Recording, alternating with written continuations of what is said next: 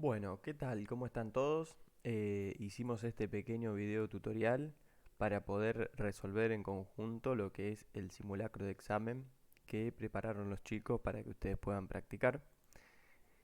En primer lugar, lo que les pregunta es quién fue la primera persona que observó y dio a conocer la existencia de las células. En este caso, la mayoría de ellos formaron parte del ámbito de la biología, pero el que primero describió la célula o la mencionó fue Robert Hooke. Después pregunta, de acuerdo con los pasos del método científico para determinar las características de un fenómeno natural, lo mejor es recurrir a ¿qué? La comparación, la observación, la hipótesis o la medición. Bueno, acá podríamos decir que es la observación. Recuerden que lo fundamental del método científico es observar. En cuanto a los postulados de la teoría celular, seleccione la respuesta incorrecta. Todo organismo vivo se compone de una o más células. Eso es verdad. Toda célula se origina de una célula preexistente. Eso también es verdad. No puede crearse una célula de la nada. Y la información genética se encuentra dentro de cada célula del organismo que forma parte, aunque no siempre se hereda a sus células hijas. Bueno, acá estaría la parte incorrecta. Recuerden que la información genética se hereda a las células hijas. Pero sí es que está dentro de la célula. O sea, la primera parte estaría correcta, pero la segunda no. De las ideas de Darwin se desprende que el hombre actual procede del chimpancés, el hombre actual procede del gorila, el hombre actual, el gorila y el chimpancés tienen un antepasado en común o ninguna de las anteriores. Bueno, acá tengan en cuenta lo que decía Darwin de la selección natural y la adaptación. Y acá lo que podríamos decir es que tienen un antepasado en común, no es que uno sigue atrás del otro, digamos, no es que el hombre proceda del chimpancé ni del gorila, sino que entre ellos hay un ancestro en común. Después, recuerden del método científico. Acá nos dice ordenar los pasos del método científico, reconocer un problema, comprobar la hipótesis y escribir las conjeturas. Bueno, lo primero que hay que hacer es reconocer cuál es el problema, que sería la A, o sea que estas dos ya estarían descartadas. ¿Y después qué tenemos que hacer? Bueno, primero hay que escribir las conjeturas, o sea, escribir esa hipótesis, y luego comprobarla, a ver si es cierta o no. En caso de que no sea cierta, tendríamos que reescribir la hipótesis y volver a comprobarla, y en caso de que sea cierta, ahí cierra, digamos, la idea. Entonces nos quedaría A, C y B. Esta. La teoría de la herencia cromosómica se basa en la herencia de los genes de ambos progenitores, la herencia del material genético en pares cromosómicos homólogos, portadores de los genes, y su intercambio de material genético llamado crossing over, o el intercambio de genes de un mismo cromosoma en una célula hija llamada crossing over. Bueno, acá tenemos que tener en cuenta el tema del crossing over, que es fundamental, que es donde se recombina el material genético de los dos padres, digamos. Eh, y en este caso, la opción que está más completa y que es la correcta es esta, porque habla bien de, de cómo es ese material genético, cómo está ordenado dentro de las células, etcétera, etcétera. El conjunto de todas las poblaciones de un único sistema, ¿qué forma? ¿Una comunidad, una especie, un organismo? Un organismo no, porque eso es un solo individuo. Una especie, una especie está conformada por organismos que son, digamos, del mismo tipo. Y estamos hablando de un ecosistema. En un ecosistema hay una comunidad completa. La riqueza de los seres vivos en un ecosistema es la biología, el ecosistema, la diversidad. A y C son correctas. No. La riqueza de los seres vivos en un ecosistema es la biodiversidad. ¿Mm? Los animales que se alimentan de los cadáveres de otros animales, ¿cómo se denominan? ¿Carnívoros? Y sí, están comiendo carnes. Pero no. ¿Depredadores? No, depredadores son aquellos que cazan su propio alimento. Son carroñeros, o sea, se alimentan de los cadáveres de otros, o sea, de las obras de los otros. Con respecto a los consumidores primarios, ¿qué son? Recuerdan quién eran los productores primarios, todos aquellos que hacían fotosíntesis. Entonces las plantas no van a ser consumidores primarios. Los animales carnívoros tampoco, porque van a estar comiendo a otros animales que no son productores primarios. Entonces diríamos que es los animales herbívoros, o sea, los animales que se alimentan de un productor primario. Para mantenerse vivos y funcionar correctamente, los organismos deben mantener la constancia de un medio interno en su cuerpo. ¿Cómo se llama este proceso? Recuerden que para que el organismo esté completamente, digamos, en estado ordenado, eh, que es lo que dice acá básicamente, lo que es este proceso es la homeostasis. La selección tiene que ver con otra cosa, la adaptación tampoco, y la entropía es un término químico. Recuerden que es la homeostasis. ¿Cuál es la unidad básica de todo organismo vivo? ¿Un átomo? No. ¿Una partícula? Tampoco. Y una molécula? No. Entre ellos pueden estar dentro de la célula, pero no son parte de un organismo vivo. Ellos mismos por sí solos no pueden reproducirse y hacer todo lo que hace un organismo vivo. Dejar descendencia, etc.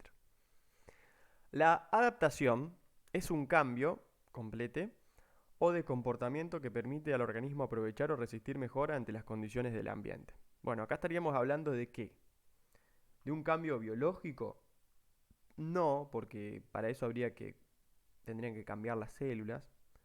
Anatómico, tampoco. Físico, no, pero sí fisiológico, o sea, se acomoda a algunos parámetros internos para resistir eh, a ciertas condiciones. Límite físico apto para la vida, que se extiende desde el fondo de los océanos hasta la faja de 16 kilómetros de la atmósfera, o sea, el cielo. ¿Qué es esto? ¿La hidrósfera? No, eso sería toda la masa de agua. La troposfera es toda la masa de tierra. La estratosfera es algo de la atmósfera. Entonces estamos hablando de la biosfera, es donde se desarrolla la vida. ¿Cuál es el monosacárido más importante para nuestra dieta básica? Bueno, la lactosa no es, la fructosa tampoco, la galactosa tampoco, es la glucosa. La principal, el principal monosacárido que hace funcionar al cuerpo, por lo menos al nuestro y al de muchos organismos vivos.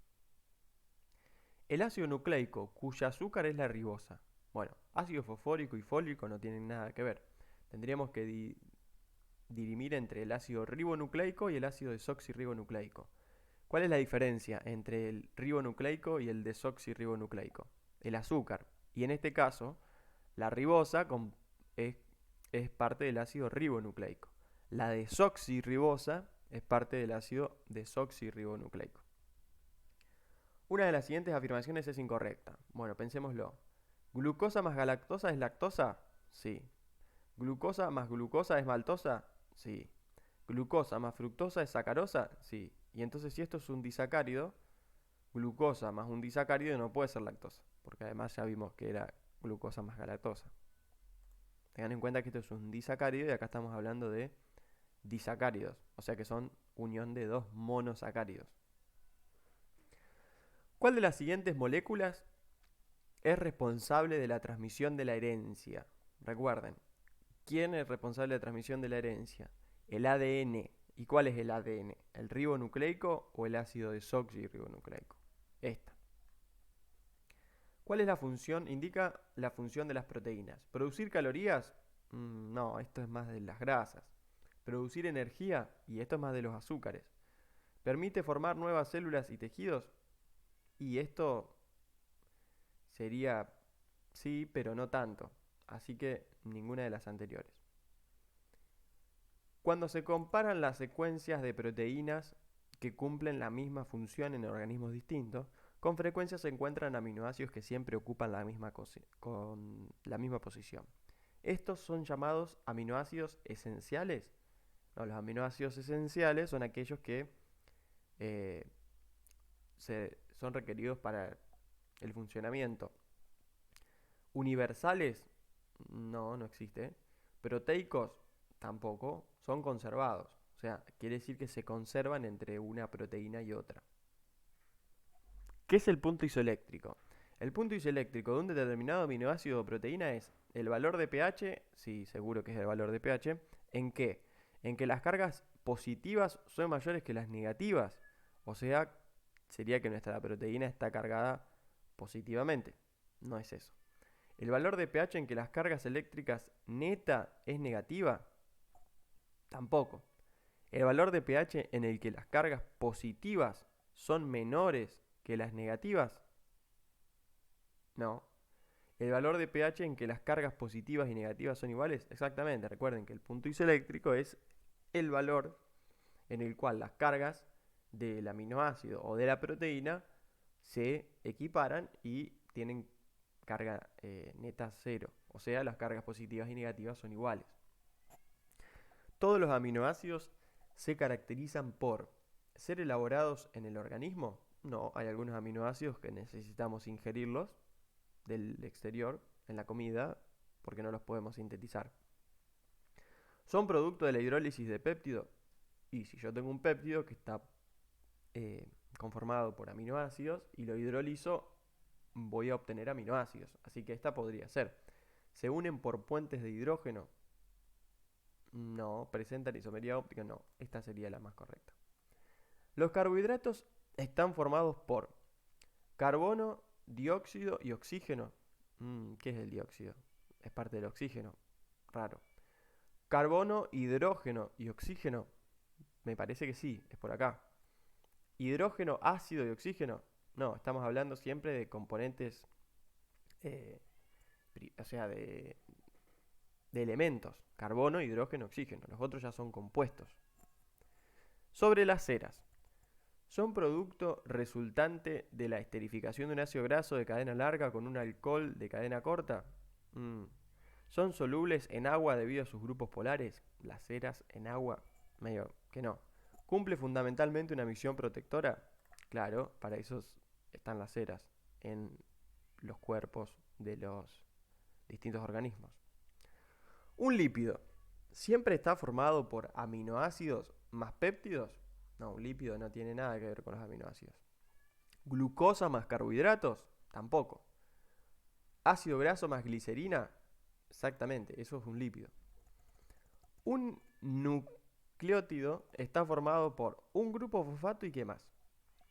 Nucleótido, un azúcar y una base nitrogenada, me parece que es esta. Azúcar y ribosa, no, porque esto es un azúcar y la ribosa también es un azúcar. Lípidos y bases nitrogenadas, no. Y una base nitrogenada y aminoácidos, tampoco. Recuerden, los nucleótidos están formados por un grupo fosfato, por un azúcar y por una base nitrogenada. Que depende. El azúcar va a ser desoxirribosa o ribosa y va a ser ADN o ARN. Y dependiendo de la base nitrogenada, va a ser adenina, guanina, citosina, o timina o uracilo. Dependiendo si estamos hablando de ADN o de ARN. Bien, vamos a las organelas. ¿Cuál es la organela encargada de la síntesis de proteína? ¿El aparato de Golgi? No. ¿El ribosoma? Exactamente, los ribosomas son los encargados de traducir las proteínas. Las mitocondrias tienen que ver más con la producción de energía y el retículo endoplasmático más con el tema de los ácidos grasos. ¿Las cápsulas de procariotas es la encargada de sintetizar proteínas? No. ¿Proteger a la célula? Exactamente, las cápsulas son las encargadas de proteger a la célula. En lugar de la célula eucariota, ¿en qué lugar, perdón, de la célula eucariota se pueden sintetizar lípidos? ¿En el nucleolo? No. Aparte, no. ¿Los ribosomas? No, los ribosomas vimos que eran encargados de la traducción de proteínas. ¿La membrana plasmática? No, la membrana plasmática nos protege a la célula, pero no tiene función de sintetizar lípidos. Está compuesta por lípidos, pero no tiene esa función.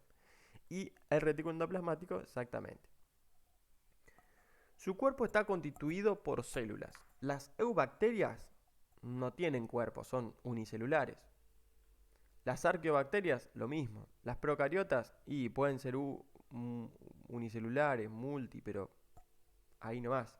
Las eucariotas tienen capacidad de tener un cuerpo y está constituido por células. La principal diferencia entre células eucariotas y procariotas es, bueno, esta es fundamental. Las eucariotas poseen núcleo y las procariotas no poseen. Exactamente. Porque recuerden que ya de la definición de eucariota sería núcleo verdadero y procariota sería que no tienen núcleo. Eucariotas poseen núcleo sí y las procariotas poseen núcleo no. Recuerden que las procariotas tienen el, el ADN dispersado dentro de su citoplasma. Las eucariotas no poseen núcleo. Bueno, estas ya estarían mal porque las eucariotas poseen núcleo. ¿Cuál es la división de las células procariotas? ¿Eubacterias y eucariotas? No, eucariotas no tienen nada que ver con procariotas. ¿Arqueobacterias y eubacterias? Por ahí me parece que puede ser. Arqueobacterias y eucariotas, otra vez, eucariotas no, y arqueobacterias y bacterias no, porque las bacterias están dentro de estos grupos. Cuando una porción de la molécula es soluble en agua y otra porción no, ¿a qué término hace referencia y en qué molécula se ve este comportamiento? Bueno, acá estamos hablando de anfipáticas, porque hidrofóbicas quiere decir que no son solubles en agua. En cambio, anfipáticas justamente quiere decir que tienen una parte que es soluble en agua y una parte que es soluble en solventes no polares. Y estamos hablando de los fosfolípidos, que tienen la cola y la cabeza, una parte polar y otra no polar. ¿Qué función tienen los cloroplastos? ¿Síntesis de lípidos? No, recuerden que esto era más las retículos endoplasmáticos. ¿Síntesis de ATP? No, esto tiene que ver más con la mitocondria. Fotosíntesis, exactamente, fotosíntesis. Digestión de macromoléculas, no. Recuerden que los cloroplastos son los plástidos, son unas organelas especiales que tienen las células vegetales encargadas de la fotosíntesis. La siguiente célula es procariota animal, procariota vegetal. Recuerden que las procariotas no se dividen en animales y vegetales. Eucariota animal. Vamos a ver primero qué característica tiene esa célula. Tiene pared celular, como pueden ver ustedes. Tiene una vacuola central y tienen cloroplastos. Entonces estamos hablando de eucariota vegetal. ¿Qué tipo de bacteria vemos en la siguiente imagen? ¿Cocos? No, recuerden que los cocos eran redonditos. ¿Espirilos? Tampoco, recuerden que los espirilos eran como unas cositas medias raras, así que tenían unas vueltitas. ¿Bacilos? Exactamente. Recuerden que los bacilos eran así alargaditos. Incluso esto sería streptobacilos, porque están unidos. ¿El plásmido bacteriano es el cromosoma único de la bacteria? No. ¿ARN bacteriano? Tampoco. ¿Material genético extracromosómico de la bacteria? Exactamente. Recuerden que los plásmidos son pequeños materiales genéticos, circulares generalmente, que le ayudan a la bacteria a tener algunas características particulares. Los organismos típicamente procariotas son los mamíferos. No, los mamíferos son eucariotas. Los primeros mamíferos que aparecieron sobre la Tierra tampoco, siguen siendo eucariotas. ¿Todos los microorganismos? No, por ejemplo las levaduras son microorganismos y no son procariotas, son eucariotas. ¿Los virus? No, los virus ni siquiera son estructuras vivientes, son parásitos obligados. Las bacterias son los típicos organismos procariotas. Y por último, las células procariotas pertenecen al reino. Procariotas. Metafitas y metazoos. Protistas y fungi, acaban los hongos. Monera, exactamente. A ver cómo nos fue. Bien. Respondimos todas las respuestas de manera correcta. Bueno, la idea de esto era más o menos que tengan un pantallazo de cómo resolver el simulacro, la ejercitación que les prepararon los chicos. Y bueno, cualquier duda, cualquier consulta que tengan, sepan que vamos a estar para ayudarlos. Cualquier cosa le escriben a los chicos y nos vamos ayudando porque la idea justamente es no dejarlos solos en este momento antes del parcial.